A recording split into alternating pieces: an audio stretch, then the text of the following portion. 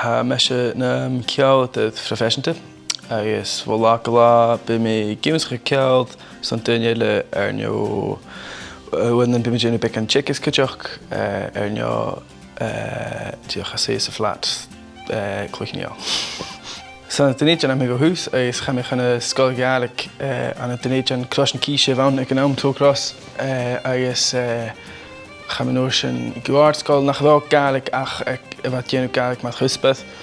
agus cha mé staigh chun sciime taine gealaigh oltha glasrú déanú get nach bhá mé oltha glasrú. Chomhail mé man sciime bhó cadid go héimis becloid bheit sin dul éon fleachta cúú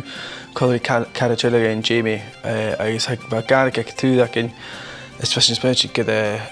dú chadam a bheith ann at gealaigh go bhfosnach agus a chleachgach an saoch an sóisialta. As a fleacht acin bhí mé héin is Jamie a déanú ceolt ag UHA ach bheit héimis bheit fudach cólainn a déanú ceolt ag oltha glasrú. Go deoch.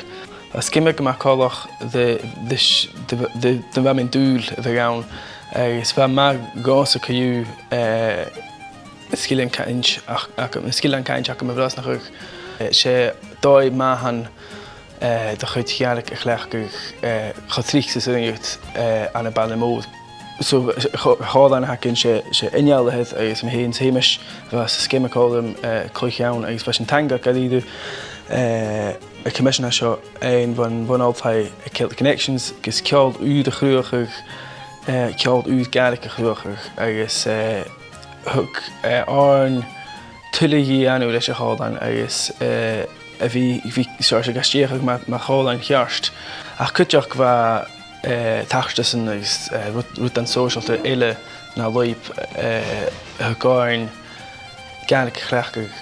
agus a bhí nas cóirstile a chleachgach gealaigh an saochain mar sin ar scas runne sin chadáin chaimir san go dá díadach rud académica go bhain go ré ach bhdosnich a tuamh sóisialta. Ná bheith bháil ha gealaigh cutamach guíide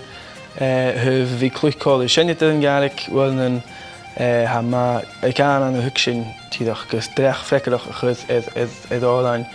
agus bhealach sin chaid go mí clúch ceol gealaigh gach lá chuú me sé féine nó go bíte han. So a thuh féin aine na gealaigh agus a thuh a féin aine achams